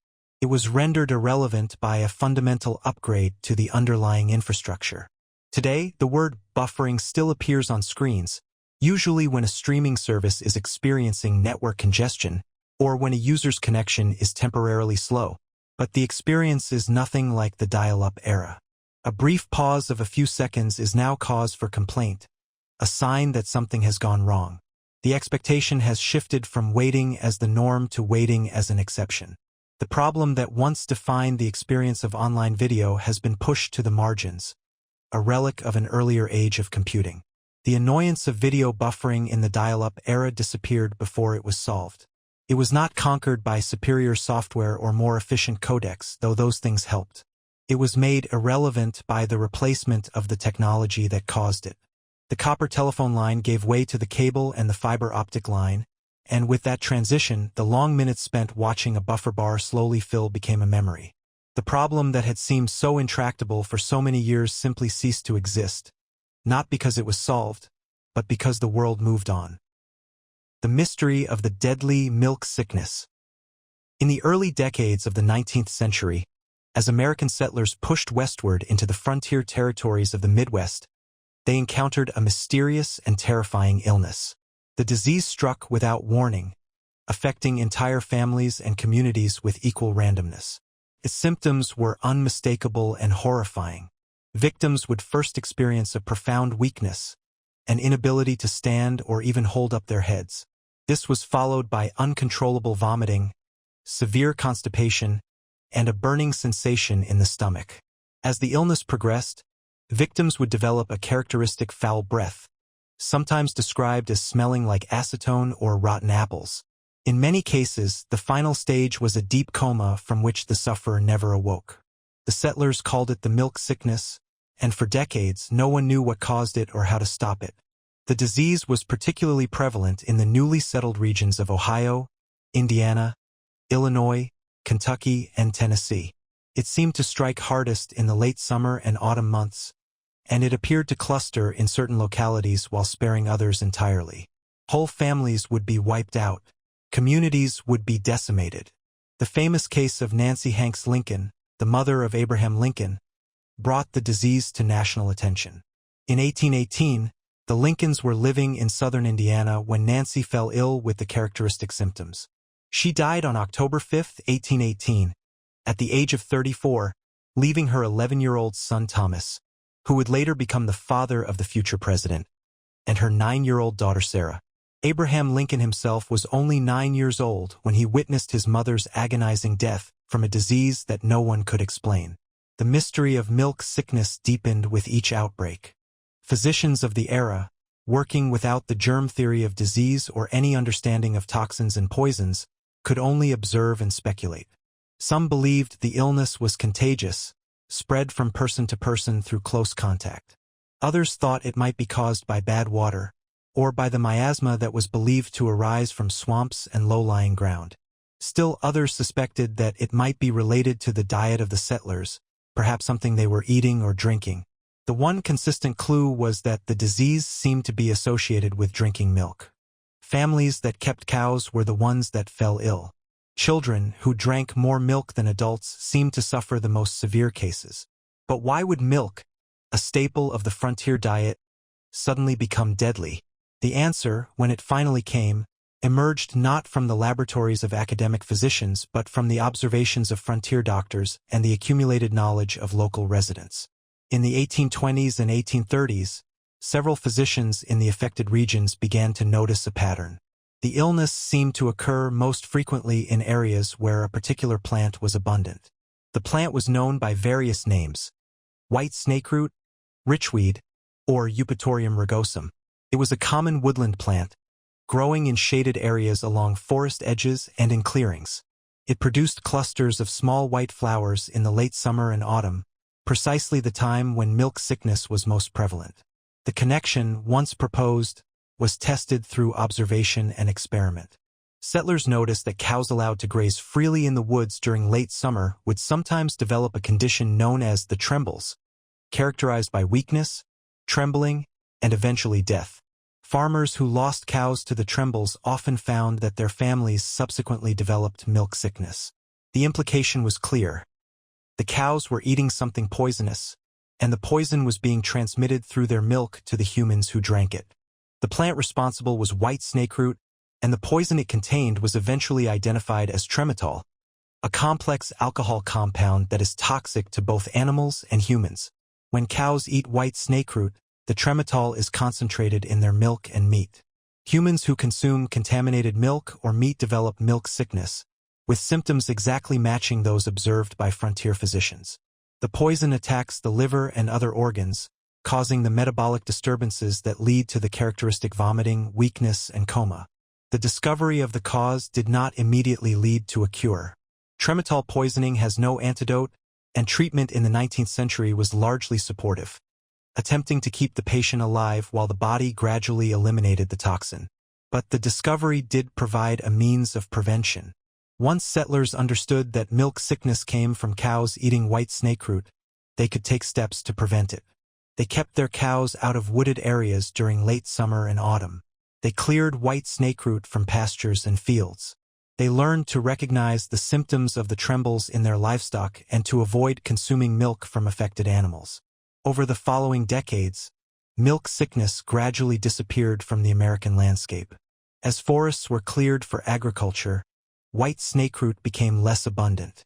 As farming practices improved, cows were kept in fenced pastures rather than allowed to roam freely in the woods. As knowledge of the disease spread, families learned to recognize and avoid the danger. By the early 20th century, milk sickness had become a historical curiosity, a disease that had once terrorized the frontier, but now existed only in medical textbooks and family histories. The mystery of milk sickness was solved, but the solution came too late for Nancy Hanks Lincoln and thousands of other victims. They died without knowing what was killing them, their suffering unexplained and their deaths a source of lingering grief for the families they left behind. The disease itself did not disappear because a cure was found. It disappeared because the conditions that caused it were eliminated. The combination of a toxic plant, free-ranging livestock, and a population dependent on fresh milk created a perfect storm of poisoning. When any one of those conditions was removed, the storm passed. Today, milk sickness is virtually unknown. Medical students learn about it as a historical footnote, an example of how environmental toxins can enter the food chain and cause disease. White snakeroot still grows in the woodlands of the eastern and central United States, and trematol poisoning still occurs occasionally in livestock, but human cases are extremely rare. The problem that killed Nancy Hanks Lincoln and devastated frontier communities for decades has been consigned to history. The mystery of the deadly milk sickness disappeared before it was solved in the sense that the solution, when it finally came, was not a cure but a prevention. The disease was not conquered by medicine or defeated by science. It was simply avoided, pushed out of existence by changes in agricultural practice and land use. The question of what caused milk sickness was answered, but the answer did not save those who had already died. It only ensured that future generations would not suffer the same fate. The problem disappeared not because it was solved, but because the conditions that created it were eliminated one by one until there was nothing left to cause the disease. The utter pointlessness of the MiniDisc. In the early 1990s, the portable music market was defined by a fundamental problem. Cassette tapes were the dominant medium, but they were flawed. The magnetic tape was prone to stretching, breaking, and becoming entangled in the mechanisms of players. Sound quality deteriorated with each playback. Finding a specific song required fast-forwarding or rewinding through minutes of tape, a process that was both slow and imprecise. The cassette was a convenient format, but it was also a deeply imperfect one. The compact disc offered an alternative. Introduced in the 1980s, CDs provided perfect digital sound that never degraded with use. They allowed instant access to any track. They were durable, resistant to the wear and tear that destroyed cassettes. But CDs had their own problems. The discs were relatively large, about 4.7 inches in diameter. Portable CD players were bulky, consumed batteries quickly, and skipped when subjected to any movement. A person could not jog with a Discman or use it comfortably on a bumpy bus ride. The CD was a superior format in many ways, but it was not truly portable in the way that cassettes were. Into this gap stepped the Sony Corporation, a company with a long history of innovation in personal audio. In 1992, Sony introduced the MiniDisc, a format designed to combine the best features of cassettes and CDs while eliminating the worst of both. The mini-disc was small, about 2.5 inches in diameter, encased in a plastic cartridge similar to a floppy disk. It was recordable and rewritable, allowing users to create their own compilations. It offered instant track access and digital sound quality. The players were small and portable, with no skipping because the data was read from a buffer before being played. The mini-disc seemed like the perfect solution to the problems of portable music. Sony invested heavily in the format. They released a steady stream of players and recorders, from basic models to sophisticated devices with advanced features. They promoted the mini-disc to professionals, positioning it as a replacement for cassette-based field recording. They marketed it to consumers as the ultimate portable music format. In Japan, the mini-disc found considerable success, becoming the dominant format for portable music throughout the 1990s. In Europe and the United States, however, adoption was slower. The problem with the mini-disc was not that it was a bad format. It was a good format, perhaps even an excellent one. The problem was that it existed in a world where another solution to the portable music problem was about to appear, a solution that would make the mini-disc obsolete almost before it had a chance to establish itself. That solution was the MP3 player, and the format it played was the digital audio file. The MP3 format, developed in Germany in the late 1980s and early 1990s, offered a different approach to portable music. Instead of storing music on a physical disc, MP3 files stored music as data on a computer hard drive or flash memory chip. The files could be copied infinitely without degradation. They could be organized, sorted, and searched with software. They could be downloaded from the internet, shared between users, and transferred to portable devices. The first portable MP3 players appeared in the late 1990s, and they offered a glimpse of the future. In 2001, Apple introduced the iPod, a device that would define the portable music market for the next decade. The iPod was not the first MP3 player, but it was the first one that got everything right. It had a simple, intuitive interface, could store thousands of songs. It synced seamlessly with a computer. It was small, elegant, and desirable. The iPod, combined with the iTunes Music Store, created an ecosystem that made buying and listening to digital music effortless. The era of physical music formats was coming to an end. The mini-disc did not survive this transition. Sony continued to produce mini-disc players for years, and the format maintained a following among enthusiasts and professionals. But in the mass market, it was doomed. The mini-disc was a physical format in a world that was moving toward the digital. It required special discs, special players, and special software to transfer music from a computer. It could not compete with the convenience of a device that held an entire music collection in a pocket and required nothing but a USB cable to fill. Looking back, the mini-disc represents a particular kind of technological dead end. It was a solution to a problem that was about to disappear. The problem of portable music in the early 1990s was a real problem, and the mini-disc addressed it effectively. But by the time the format reached its full potential, the problem had changed. The question was no longer how to create a portable format that combined the best features of cassettes and CDs. The question was how to store and play thousands of songs on a device small enough to fit in a pocket. The mini-disc, for all its virtues, could not answer that question. The utter pointlessness of the mini-disc is not that it was a bad product. It was a good product, perhaps even a great one. The pointlessness lies in its timing. The mini-disc arrived just as the ground was shifting beneath the entire music industry. It was a solution to a problem that was about to be rendered irrelevant by a completely different approach. The people who bought mini-disc players in the 1990s were making a reasonable choice based on the information available to them. They could not know that within a decade, physical music formats would be on the verge of extinction. The mini-disc did not fail because it was inferior to cassettes or CDs. It failed because it was a physical format in a world that was going digital. It failed because Sony, for all its engineering prowess, did not foresee the speed with which the internet would transform the music industry. It failed because the problem it was designed to solve was about to disappear, replaced by a new set of problems and possibilities that the mini-disc could not address. Today, the mini-disc is a curiosity, a format remembered fondly by those who used it but largely unknown to younger generations. It sits in the Museum of Technological Also-Rans, alongside Betamax and Laserdisc and HD DVD. These were all formats that offered genuine improvements over what came before, but they were all overtaken by something else, something that changed the rules of the game. The MiniDisc was not a failure of engineering. It was a failure of timing. The problem it solved disappeared before the solution could fully establish itself, and the MiniDisc faded into history as a reminder that being better is not always enough. The case of the Tylenol murders.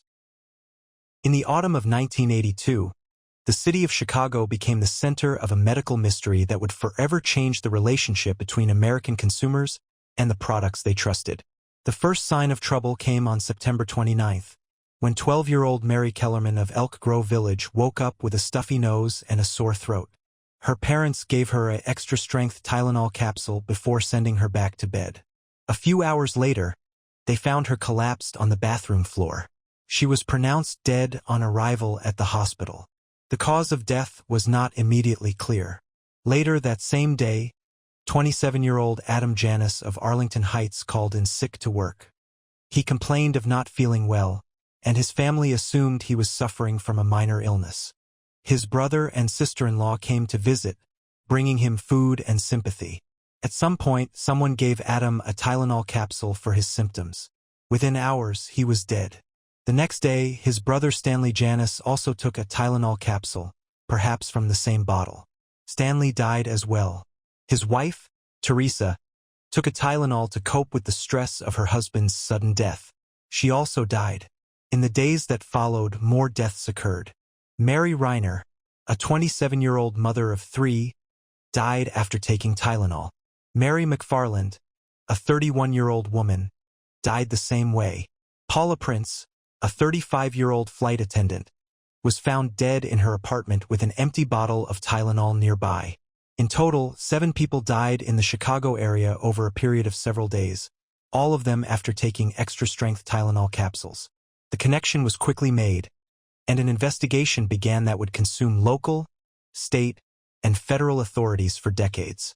The cause of death was determined to be cyanide poisoning. Someone had opened bottles of Tylenol capsules, removed the capsules, opened them, replaced the acetaminophen inside with potassium cyanide, resealed the capsules, and placed the bottles back on store shelves. The cyanide was in a lethal dose, and anyone who took a contaminated capsule was virtually certain to die within minutes or hours. The killer had chosen Tylenol because it was ubiquitous, trusted, and easy to tamper with. The capsules could be opened and closed without leaving obvious signs of tampering, at least to the casual observer. The investigation that followed was one of the largest and most complex in American history. The FBI, the FDA, and local law enforcement agencies worked together to track the source of the contaminated bottles. They traced the lot numbers, followed the distribution chain, interviewed hundreds of witnesses, and considered thousands of tips. They identified a suspect, James William Lewis, who had sent a letter to Johnson & Johnson, Tylenol's manufacturer, demanding money to stop the killings. Lewis was convicted of extortion, but he was never charged with the murders themselves. He claimed he had written the letter as a sick joke and had no involvement in the actual tampering. The case went cold. Years passed, and no one was ever arrested for the Tylenol murders. The investigation continued in fits and starts, with occasional renewed interest when new evidence emerged or when similar tampering incidents occurred in other products. But the killer remained unknown, and the case became one of the most famous unsolved murders in American criminal history. The families of the 7 victims lived with the knowledge that the person who had taken their loved ones had never been brought to justice. But something else happened in the aftermath of the Tylenol murders, something that had nothing to do with catching the killer. Johnson & Johnson, the manufacturer of Tylenol, faced a crisis that could have destroyed the company. Tylenol was their most profitable product, accounting for a significant portion of their revenue. The tampering incidents had destroyed public confidence in the brand. Consumers were afraid to buy Tylenol, and stores were pulling it from their shelves. The company had to decide how to respond. What Johnson & Johnson did next became a case study in crisis management. The company immediately issued a nationwide recall of all Tylenol capsules, pulling an estimated 31 million bottles from store shelves at a cost of more than $100 million. They cooperated fully with law enforcement, providing all the information they had and assisting in every aspect of the investigation. They communicated openly with the public, using the media to warn consumers not to use Tylenol capsules and to explain what they were doing to address the crisis. More importantly, Johnson & Johnson worked with regulators and packaging experts to develop a new kind of product packaging. The goal was to make it impossible for a tampering incident like the Tylenol Murders to happen again. The result was the introduction of triple-sealed, tamper-evident packaging. New Tylenol bottles featured a glued box, a plastic seal over the mouth of the bottle, and an individual foil seal over each capsule. Any attempt to open the bottle or tamper with the capsules would leave visible evidence that consumers could see before taking the product.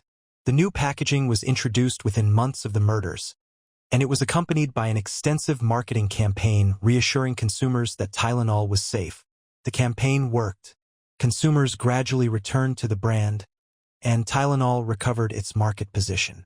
Within a year, Tylenol had regained most of its pre-crisis market share, a remarkable recovery that business schools still study today. The introduction of tamper-evident packaging did not solve the Tylenol murders. The killer was never caught. The case remains open, and periodically, law enforcement announces that they are still investigating, still following leads, still hoping for a break. But the problem that the Tylenol murders represented, the problem of product tampering as a means of mass murder, was effectively solved. After 1982, it became nearly impossible to contaminate a consumer product in a way that would go unnoticed before reaching the consumer. The packaging itself became the first line of defense, and any attempt to breach that defense would be immediately apparent. The Tylenol murders disappeared as a cultural phenomenon not because the killer was caught, but because the conditions that made the killings possible were eliminated. The fear that gripped the nation in the fall of 1982 gradually receded as consumers learned to look for tamper-evident seals, and as manufacturers made those seals standard on virtually all over-the-counter medications. Other tampering incidents occurred in the years that followed, copycat crimes inspired by the notoriety of the Tylenol case. But none of them achieved the same level of success because the packaging made tampering much more difficult to accomplish without detection. The mystery of who killed 7 people in the Chicago area in 1982 remains unsolved. The families of the victims still wait for answers. The case files still sit in law enforcement offices, reviewed occasionally when new technology offers hope of a breakthrough. But the larger problem, the problem of a world in which anyone could buy a bottle of medicine and die from a poison placed there by a stranger, disappeared before it was solved. It was not solved by catching the killer. It was solved by changing the world so that the killer's method could never work again. The Tylenol murders became a solved problem not in the investigative sense, but in the public health sense. The question of who did it remains open. The question of how to prevent it from happening again was answered, and answered decisively. The difficulty of proving a negative. There is a fundamental problem that has troubled philosophers, scientists, and everyday debaters for as long as humans have argued about the nature of reality. The problem is simple to state but surprisingly difficult to resolve. How does one prove that something does not exist? This is known as the difficulty of proving a negative, and it has been used for centuries to defend all manner of claims, from the existence of gods to the presence of ghosts in haunted houses to the reality of conspiracy theories. The burden of proof, it is often said, falls on the one making the claim. But in practice, this principle is not always easy to apply.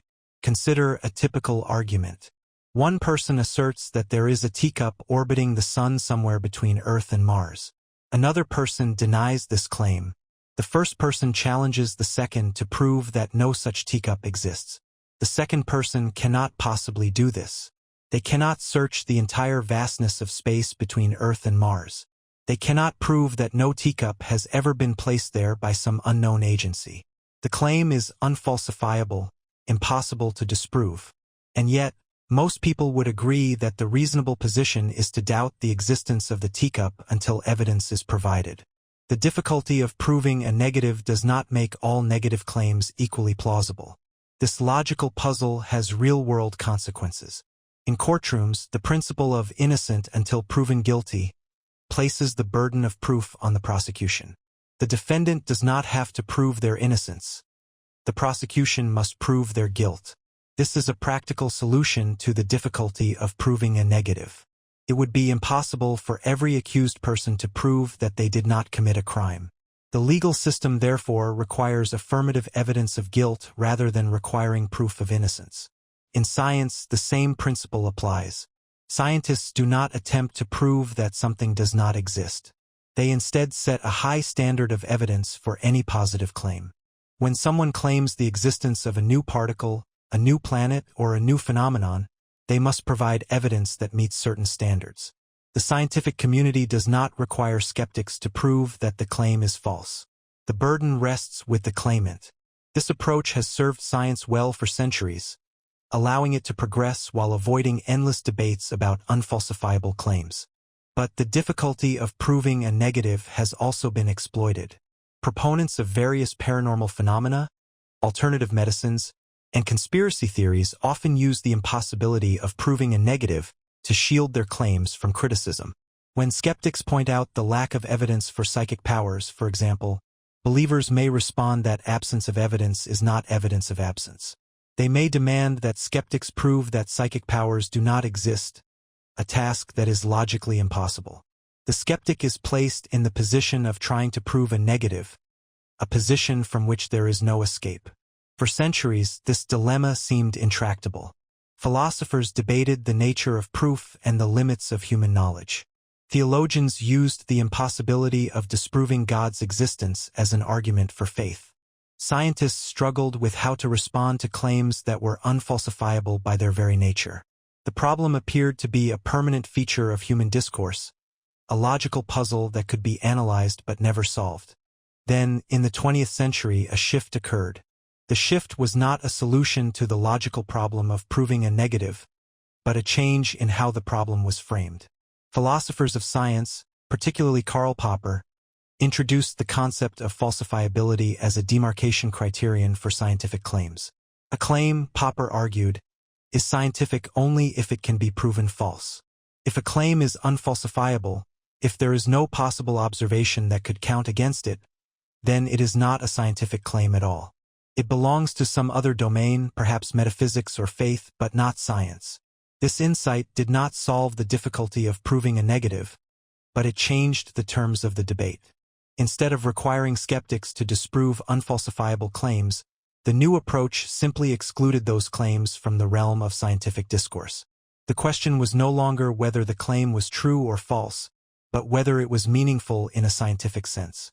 If a claim could not be tested, if there was no way to gather evidence against it, then it was not a claim that science needed to address. At the same time, a practical principle began to emerge in public discourse, often summarized in a formulation attributed to the astronomer Carl Sagan. Extraordinary claims require extraordinary evidence. This principle did not solve the logical problem of proving a negative, but it provided a practical guide for evaluating claims. The more a claim departed from established knowledge, the stronger the evidence needed to support it. This shifted the burden back to the claimant, where it belonged, without requiring skeptics to engage in the impossible task of proving negatives. The rise of the internet and social media brought new urgency to these questions. In an age of information abundance, false claims spread faster than ever before. Conspiracy theories flourished, protected by the impossibility of proving a negative. Those who debunked false claims found themselves in the position of trying to prove that something did not happen, that a particular event was not a government conspiracy, that a particular video was not evidence of alien life. The difficulty of proving a negative became a practical problem for fact-checkers and educators. But here too a shift occurred. The response to false claims increasingly focused not on disproving them directly, but on examining the quality of the evidence offered in their support. Instead of trying to prove that the moon landings were not faked, debunkers asked what evidence existed for the claim that they were faked. Instead of trying to prove that vaccines do not cause autism, they examined the studies that supposedly showed a connection. The focus shifted from the negative claim to the positive evidence, and in doing so, the difficulty of proving a negative was sidestepped rather than solved. The difficulty of proving a negative has not disappeared as a logical problem. It remains true that one cannot prove the non-existence of something in any absolute sense. But as a practical problem in everyday discourse, it has receded. The development of falsifiability as a criterion, the principle of extraordinary claims requiring extraordinary evidence, and the focus on the quality of positive evidence have all contributed to a world in which the burden of proof is more clearly placed where it belongs. The skeptic's dilemma, the impossible task of proving that something does not exist, is no longer the trap it once was. It has been rendered irrelevant by a shift in how we think about evidence and proof, a shift that allows us to evaluate claims without requiring the impossible.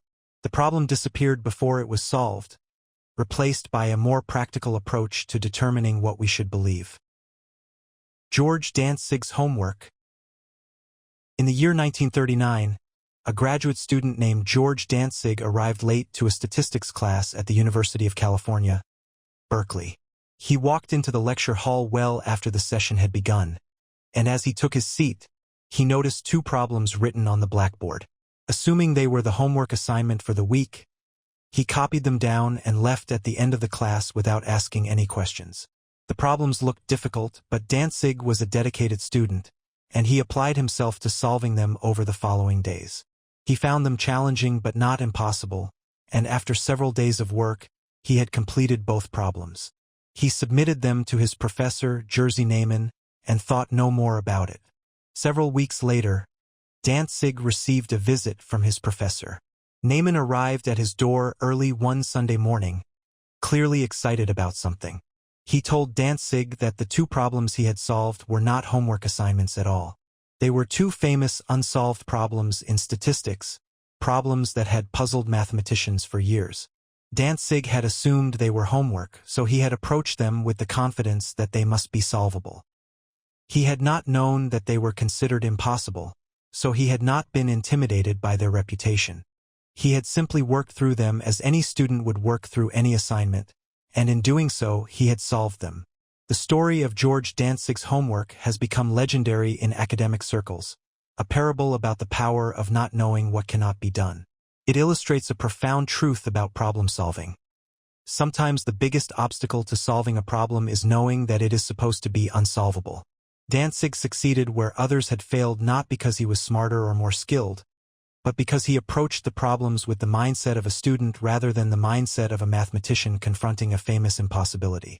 He did not know that he was attempting the impossible, so he did not stop himself from succeeding. Dantzig went on to have a distinguished career in mathematics and operations research. He is best known as the inventor of the simplex algorithm, a method for solving linear programming problems that has applications in fields ranging from economics to engineering to military logistics. His work has had a profound impact on how organizations allocate resources and make decisions. But it is the story of the homework problems that has captured the public imagination, perhaps because it speaks to something universal about the relationship between knowledge and creativity. The phenomenon that Dantzig's story illustrates is not unique to mathematics. In many fields, breakthroughs have come from outsiders or newcomers who did not know that a particular problem was considered unsolvable. They approached it with fresh eyes and open minds, unconstrained by the assumptions that had limited those who came before. Their ignorance was not a disadvantage but an advantage, a freedom from the mental shackles that expertise can sometimes impose. This is not to say that knowledge is useless. Dantzig was a trained mathematician with a deep understanding of statistics. He had the technical skills needed to solve the problems. What he lacked was the knowledge that the problems were supposed to be unsolvable, and that absence of knowledge allowed him to apply his skills without the paralyzing awareness of the challenge's reputation. He had the tools but not the inhibitions that often come with knowing too much about a problem's history. The story also illustrates something about the nature of problems themselves. The two problems that Dantzig solved were considered unsolvable, but they were not actually unsolvable. They had simply resisted all attempts at solution for a long time. The difference between a problem that is unsolvable and a problem that has not yet been solved is not always apparent at the time. Many problems that were once considered impossible have eventually yielded to persistent effort or new approaches.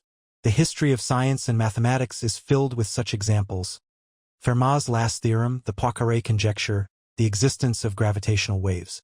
Each was considered beyond reach until someone reached it. George Dantzig's homework assignment disappeared as a problem before it was solved in a very literal sense. The problems existed on the blackboard, and Dantzig solved them. But they also existed as a psychological phenomenon. The problems were famous among statisticians, and their fame created a barrier to solution. People who approached them knew that others had tried and failed, and that knowledge influenced how they themselves approached the task. Dantzig was unaware of this history, so he was unaffected by it. The problem of the problem's reputation disappeared the moment he began working on them, replaced by the straightforward task of finding a solution. In the decades since, Dantzig's story has been told and retold, often as a lesson to students about the importance of persistence and confidence. It has also been used to illustrate the value of approaching problems with a beginner's mind, unburdened by assumptions about what is possible. The story resonates because it captures a moment when ignorance became a kind of wisdom, when not knowing allowed someone to do what knowing had prevented others from attempting. The problem that Dantzig solved was not the only problem that disappeared in that moment. The problem of how to approach famous unsolved problems, how to maintain confidence in the face of others' failures, also disappeared. Dantzig simply did not have that problem. He did not know that he should be intimidated, so he was not. The power of his ignorance was that it shielded him from the doubts that would have afflicted someone who knew the problem's history. He was free to work, and work he did. The story of George Dantzig's homework is a fitting conclusion to this collection of problems that disappeared before being solved. It reminds us that the disappearance of a problem is not always a matter of technology or time or resources. Sometimes it is a matter of perspective, of seeing a problem not as an impossible challenge but as a task to be completed. Dantzig saw two problems on a blackboard and assumed they were homework. He solved them because that is what students do with homework. The problems disappeared not because they were easy, but because they were approached in the right way by someone who did not know they were hard. Ending. These 15 stories show us something remarkable about the nature of problems themselves.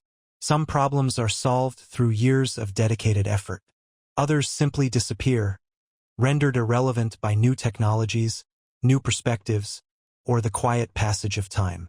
The paper map, the seatback phone, the dead zone, the search for a payphone, the mystery of Flight 19, the shape of the Earth, Fermat's last theorem, the Golden State Killer, the lost crew of the USS Grunion, video buffering, milk sickness, the MiniDisc, the Tylenol murders, the difficulty of proving a negative, and George Dantzig's homework. Each one, in its own way, stopped being a problem before it was solved in any conventional sense. If you enjoyed this journey through problems that vanished before they could be solved, please take a moment to like this video. It helps more people discover this content. Subscribe to the channel so you don't miss future episodes exploring the strange corners of history, science, and human experience. Leave a comment telling us which of these 15 stories surprised you the most, or share a problem you have encountered that seems to be disappearing before anyone can solve it. And if you know someone who would appreciate this kind of storytelling, send them this video. These stories are always better when shared. Thank you for watching, and remember, sometimes the hardest problems are the ones that solve themselves while we are looking elsewhere.